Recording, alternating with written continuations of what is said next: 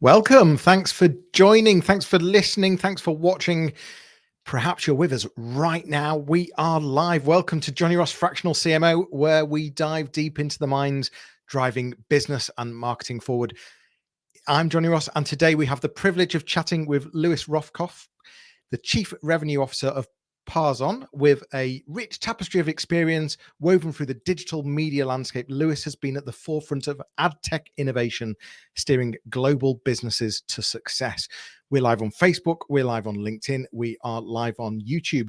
Lewis, from the days of DoubleClick to the AI-powered horizons of Pairzon right now, Lewis has been navigated through the evolution of advertising and customer data like a true visionary. So sharpen your pencils and ready your minds as we unpack the intersection of AI marketing and the consumer journey with a master of the game. Stay tuned as we explore how today's marketeers can harness AI to transform data into actionable insights and robust sales strategies. Welcome, Lewis. How are you? I'm very well. It's good to be here, Johnny. Thank you for having me. Thanks for joining. So your company specializes in retailers, working with marrying online and offline to get the most out of that. You're typically working with some reasonable size retailers. We're talking sort of millions of transactions per month. And let's start with what's the problem here? So, CMOs of these retailers, what's their problem that you come along and solve? So you mentioned in your intro that I've been doing this for a perverse amount of time. It's not the word you used, though. I appreciate that. And so going all the way back to the late 90s, really when digital advertising began, it was in its infancy. And when we began to sell advertising to marketers in 1998, 1999, how do you know if that marketing worked? Well, there's a click-through rate. So if there was a click, then you know it worked. And if the click-through rate was 10%, then fantastic. If the click-through rate was 1%, then not fantastic. The problem, as folks in the industry very quickly learned, is that there's basically no correlation between click-through rate, people who click, and people who actually buy your products. In fact, a couple of studies actually showed that people who click on ads tend to not be the people who buy your products. So clearly a better approach was needed. And several of those approaches evolved. Initially, there were surveys and studies. So you saw an ad online, Mr. Consumer. Do you remember seeing that ad? What did you do after you saw that ad? Did you go and you buy the thing? Very easy in that context to measure conversions online. So now marketers weren't only playing with proxy metrics like click-through rate, but they were able to see, okay, we ran this ad online, person clicked on it, we've got tracking, we have advanced systems that measure how many people clicked, converted, et cetera, and now I've gotten a closed loop online. And so life was good for the e-commerce players, the online marketers. However, many of these online marketers, if not most of them, also have a retail presence, an offline presence. And there was no way to bridge the gap between online ad exposure and in-store purchase. None. Proxies took place, right? One of the proxies that is still in use today is geolocation. So let me measure advertising that the consumer has seen, and then what do? They drive to this location, and it's where the store happens to be, and we're able to say, okay, that's a conversion, the ad worked. The problem with that approach is that geolocation in 2023, using the technology we have today, is not as precise as it would need to be to draw a 100% accurate correlation between the advertising that was seen and the action that was taken in store. Yeah, I can tell you if somebody came within the vicinity of that store, but what if it's a mall, right? What if it's a shopping center?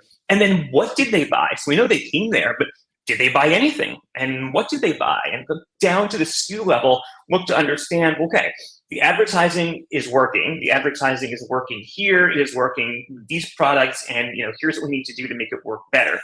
That solution really didn't exist. So our company, Pairzon, was founded by two retail veterans, of which I am not one. And the idea was, let's take all the data that marketers have in their POS systems, in transaction logs. let's take all that data and let's run it through a AI algorithm that was purpose built for what we do. And let's have the algorithm tell us two things. Number one, which of my consumers are most likely to convert from the advertising that we're about to show them? So let's target them in this advertising.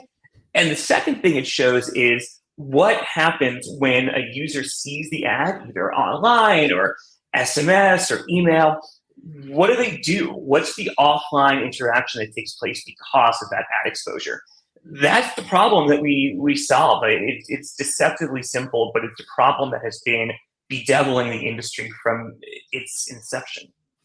So this is understanding exactly what happens when a consumer sees an ad, interacts with an ad, engages with something, receives a text message, receives an email, and what you're saying that you can do using the power of the machine and the AI is to then follow the entire customer journey into the offline world where they go in and visit store, and you then know exactly what SKU they've bought. And more importantly, you can predict as well. Correct. And it takes the guesswork out, right? It takes the sort of hocus pocus out of deciding whether or not your advertising is working. There's the famous quote that you and your listeners have heard many, many times from Wanamaker about half the advertising works and I don't know which half. There's no excuse for that, right? That is a problem that still persists today with both online and offline marketing. And it is inexcusable in 2023 because we have the tools to close the loop and understand which half, or ideally which 90% worked well. Has there been, having a look at the data and working with the number of organizations that you work with, because we were talking earlier, there's a significant number you work with. Has there been any surprises in terms of, now that you've got this data and you understand behavior and customer journey, has there been any surprises or any particular learnings across the sector that sort of, actually, everyone thought we should be doing remarketing or whatever it might be? I've no idea. I'm just curious. Are there any particular surprises or any particular trends that sort of say, actually, this is something that everyone should be doing? I see this with a tremendous deal of respect for the market and our customers and sort of what tools have historically been available to them. The surprising thing is when we do a pilot with a prospective customer, we'll ingest their data, we'll perhaps run a campaign with them and see how our performance comes out relative to not working with us. And the most surprising thing was how terrible the return on ad spend was in many cases, in many campaigns for many big retailers. It's horrifying, right? And it's hard because if you are a marketer and your CMO cares about click-through rate, video completion rate, and that's what they're grading their agency on. Well, then what does the agency say? The agency says, I want supply that clicks well and video that completes well. And the publisher then says, okay, gotcha, no problem. But if you're setting something flawed like click-through rate as the core metric that you're optimizing your business to, it's just not going to work. And so we encourage our customers to sort of move away from those old proxy vanity metrics, some would say, and into accurate, deterministic, what actually happened. To whom should I be marketing, with which messages, and then what happened after they saw the ad? Give me a practical example of how this works. So, I'm a consumer.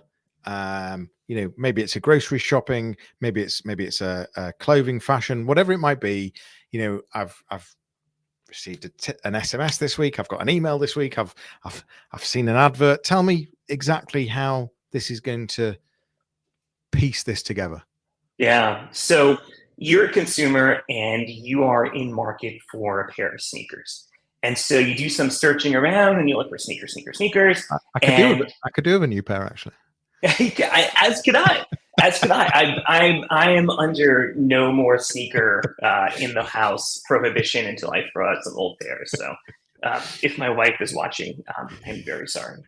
Um, I'm sorry. Yes. So you're going to you're looking for some sneakers. You're researching online, and then of course, what happens? You see ads for sneakers, and you're exposed to this ad. You click on this ad, and it's like, huh, these are really nice sneakers. But you know what? I hate buying shoes online.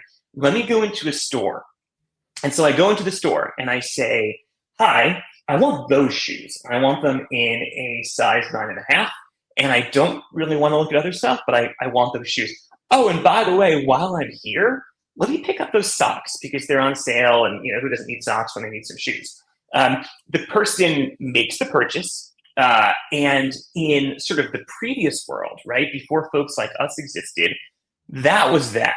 Right. So all the marketer would know is that the user was exposed to and or clicked on a sneaker ad. They don't know what happened after that. Did they go into the store? All they know is it didn't convert online. So now you're saying, oh man, well, that's a crappy consumer. Let's not target them again because they didn't buy the thing after they saw the ad. When in reality, like, no, that's the best kind of consumer. Because not only did they get into the store, they added on to their purchase beyond what they came into the store for. Now, what experience have you had so many times when you search for something online? You see that same damn sneaker ad everywhere you go for the rest of time.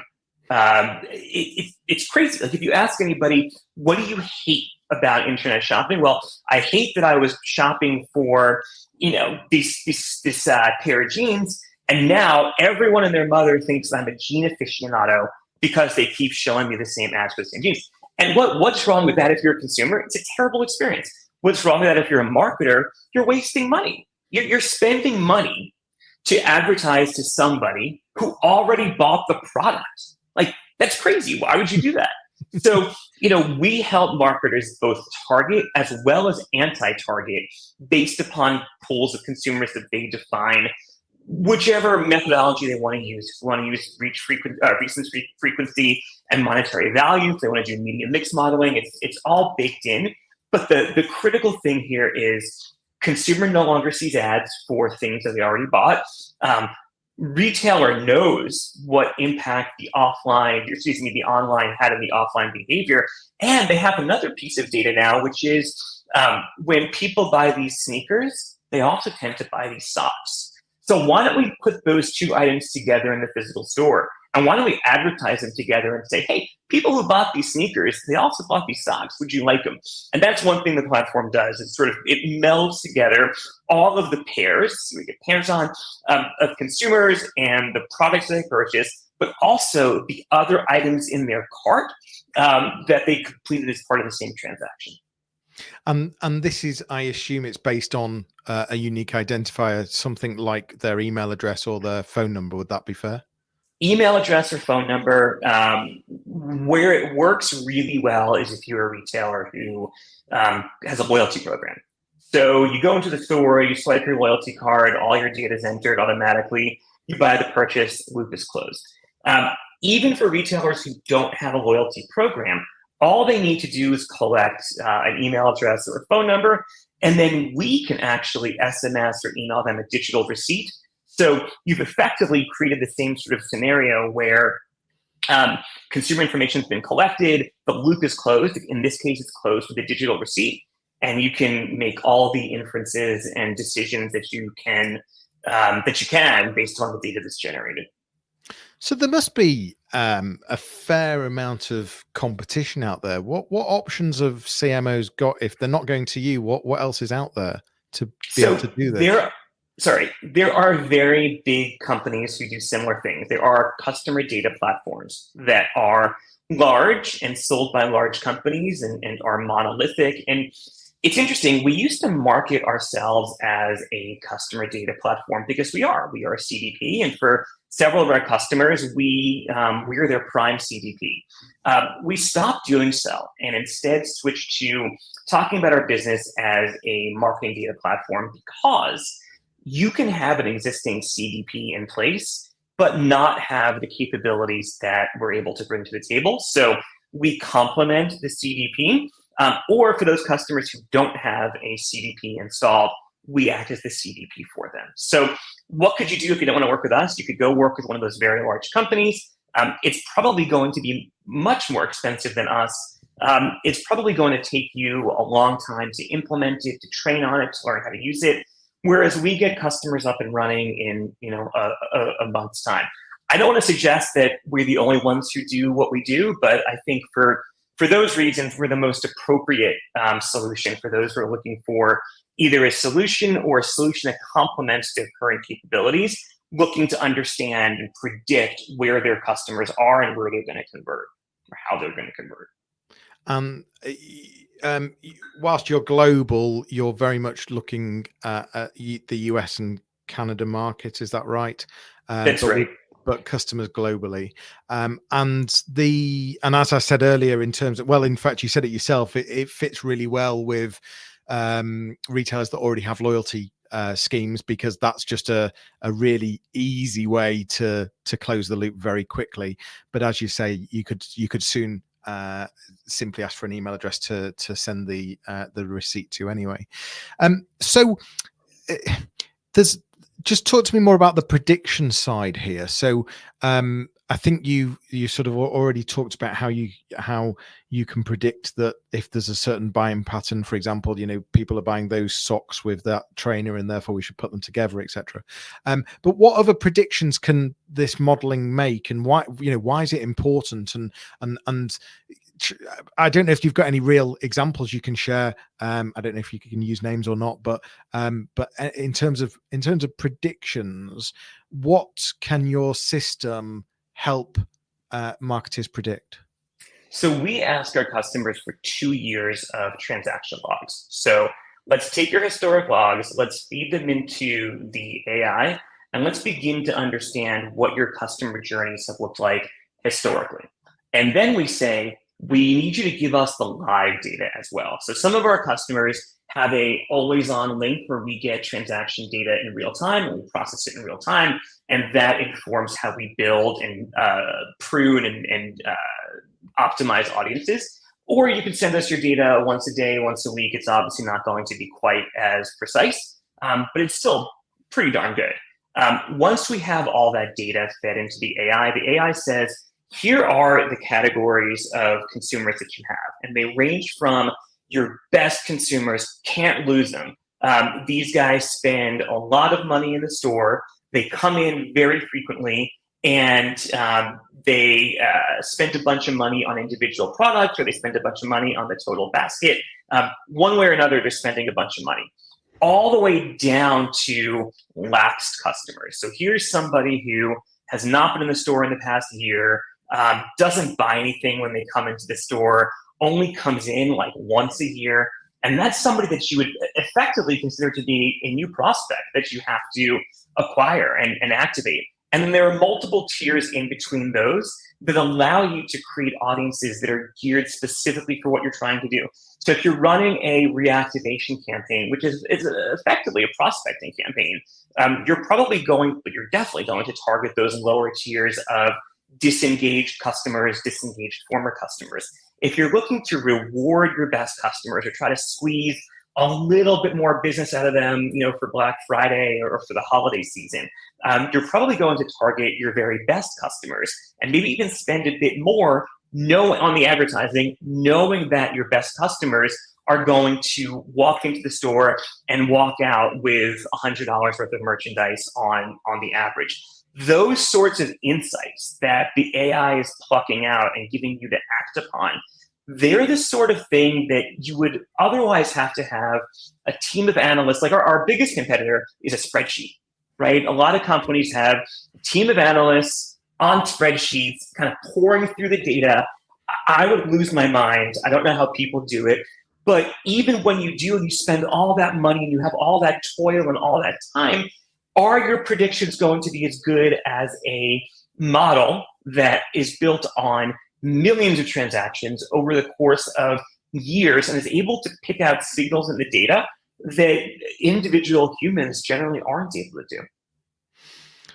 What's some of the Are you able to share some of the figures here in terms of ROI and what the sort of difference it can make to an ad campaign at, on Meta, for example, the metrics instead of that CMO just looking at click through rates and have they watched the full video through and all of that sort of stuff.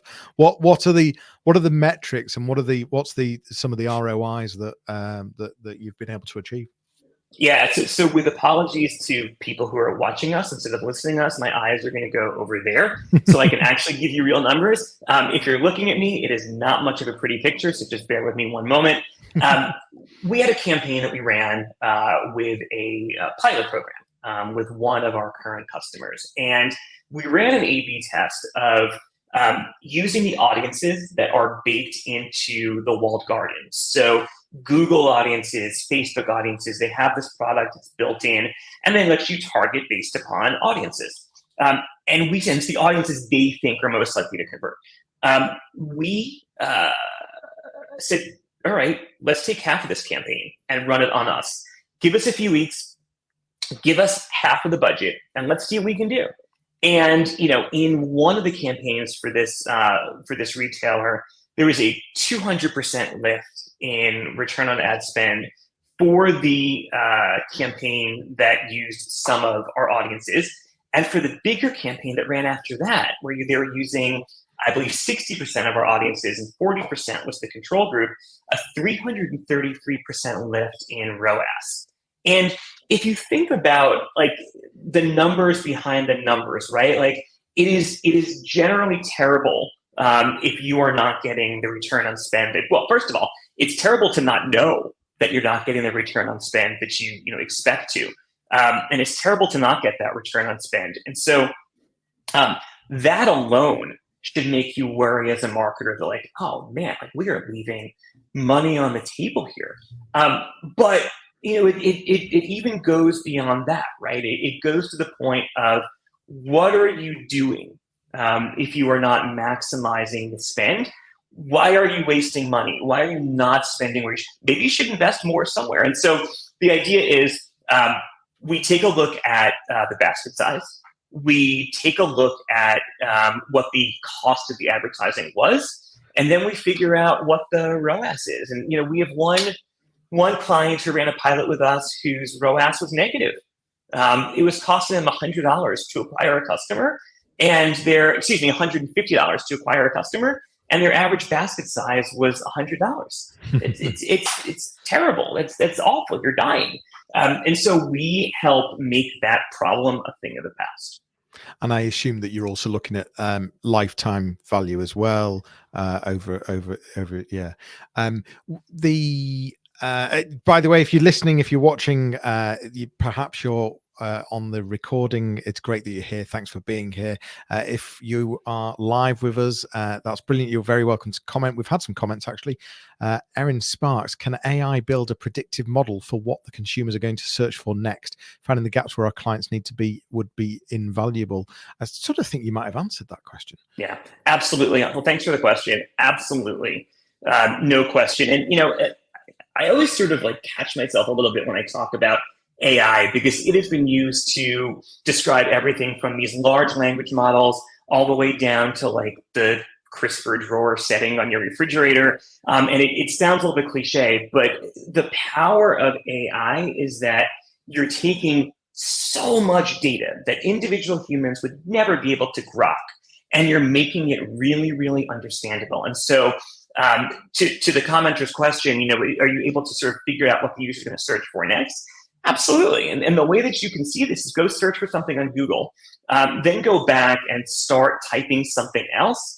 And there is a really good chance that the autocomplete suggestion is going to be what you're looking for next. Like if they're just that smart. So yeah, AI really matters, but I think we are already at the point where predicting, it's exactly what we do, right? Predicting the consumer's behavior is paramount to not wasting money on advertising. So where this fits is pretty much across the entire funnel. What you're not focused on though is necessarily bringing new people into the funnel. This is around really getting the most out of the people that you know or the people that you have data on.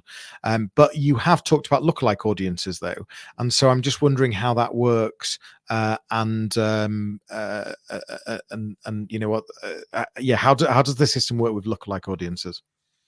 So the thing about lookalikes, as you know, is there's sort of a continuum between precision and scale. I think some systems even literally have a slider, like I care more about being precise or I care more about reaching more people. And, you know, it's entirely up to the marketer to determine what their tolerance for a loss of precision is in search of scale. We do lookalikes, again, based upon the marketer's first party data. And you're correct.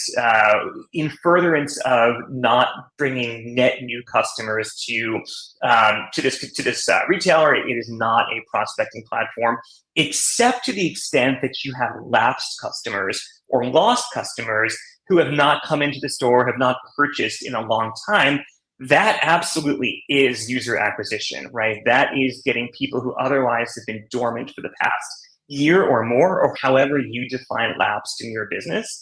And we use lookalikes to help make that list bigger, drive more of your existing customers to buy more, drive your non-existing customers to start buying again, and sort of tying it all up into a process that can be replicated. And critically, all the insights that we surface are immediately actionable. Like we've all used systems where it's like, yeah, so we know there's a correlation between people who buy Mercedes cars and those who like chocolate chip cookies. Like that was all the rage like 10 years ago. It's like, did you know? And it's like, no, I didn't know that. And what am I supposed to do with that? Like, do I like sell chocolate chip cookies at the Mercedes dealership? Well, no, that's crazy. So, you know, you sort of like, you look at the correlations on a much more restrained and rational basis, and you say, all right, you know, these guys, they were shopping for socks, bet you they're going to like some shoes. I mean, it's scary, but it's also very clever. And why wouldn't you? If you've got the data, why wouldn't you go to this level of detail? And, you know, ultimately that's where loyalty cards started. That's right. Was you know, okay, yes, it was to give value and to buy that loyalty, but ultimately it was to buy the data. And you know, and yeah, I think it's endless, really. So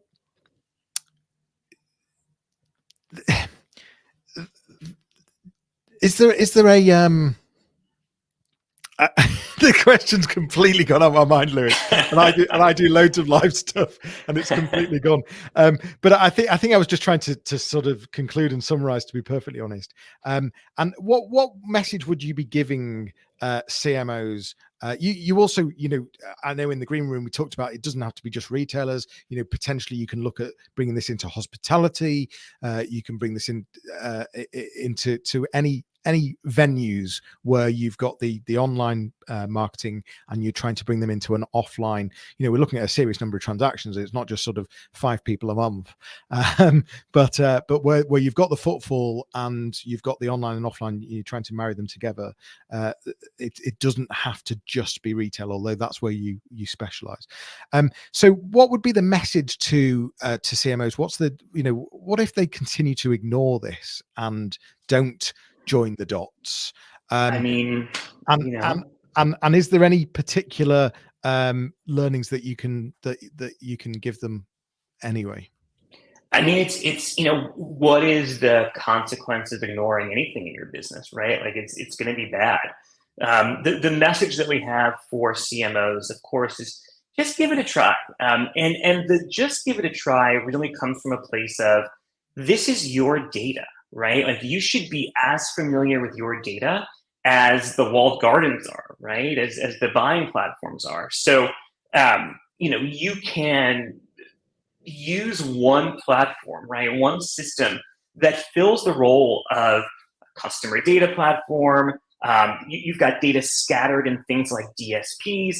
We pull it all together. And it's why a lot of our customers, we didn't go out to do this, call us their morning dashboard, because everything is there, right? I wish I could show you the thing right now, ranging from how much was spent yesterday, by which consumer groups has it been purchased, what are the payment methods, how many of those transactions were matched, right, to a known user. So all the things that you as a CMO would want to know, just like that off the crack of the bat, first thing in the morning, it's all there. You stand to lose nothing by giving it a try. And I will say there are certain industries and certain sections of industries that are even more concerned with data protection and privacy than sort of the typical marketer. For them, we also make the platform available as an on-premises solution. So none of your data leaves your walls at all. We just install the thing for you. No loss of capability. I've never sold something like that before. It's very cool. No loss of capabilities. And it lets you address a very common objection that CMOs and CTOs often have, which is, yeah, I don't care what kind of security you got. It is not leaving my four walls. And as a consumer, I respect the hell out of that. Do you know, I was going to ask that question, and it's great to know that you've got an on-premise solution, because I can imagine that some of these larger retailers, that would be an issue. Just to finish, is there anything in particular on the roadmap that sort of suggests where the future, what plans you may have in terms of where you might take this, or where you think the future in terms of AI-driven marketing may go? We want to be that morning dashboard for every retailer. We want them to be able to come in and say, aha, the shoes are selling really well with the socks, so let's sell the shoes with the socks. And like, think about what you would have to do in an organization if you didn't have all that data in one place.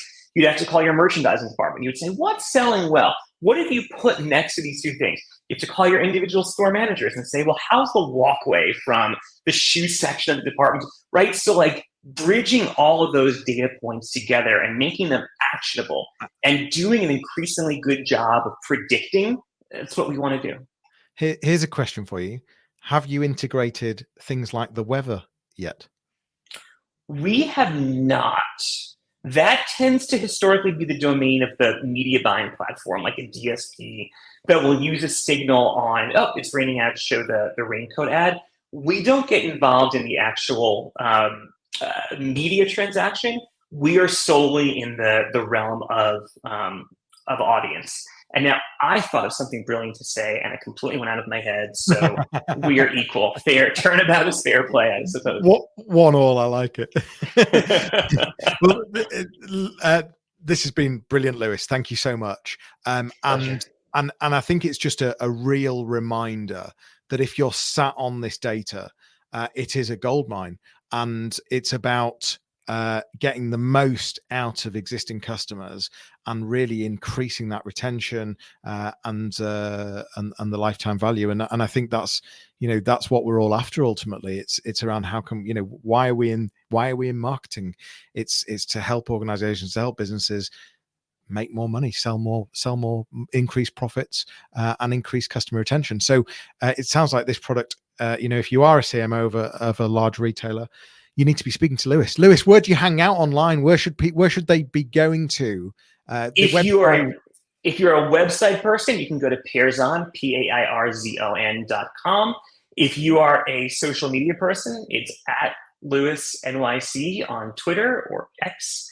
And you can find me on LinkedIn as well. And you can find our blog posts and a whole host of resources on our site, not just about buy our product, but sort of the trends that are impacting the market today and suggestions that we have around them. And all of those links will be in the show notes as well. Thank you so much, Lewis. And thank you so much for listening, for being here, for turning up, and for listening to what Lewis has shared with us, and to really get you thinking about how you could be using your data. We've been talking about AI-driven success, the bridging the online and offline sales gap with Lewis Rothkopf today, and it's been really good. So listen, thanks for joining us. We look forward to welcoming you on the next podcast. Please do click that subscribe, tell your friends, share it. If this has been helpful, let me know. Find me on social and let me know. But for now, that is all. This has been the Jonny Ross Fractional CMO show, and we will see you soon. Take care. Thanks, Lewis.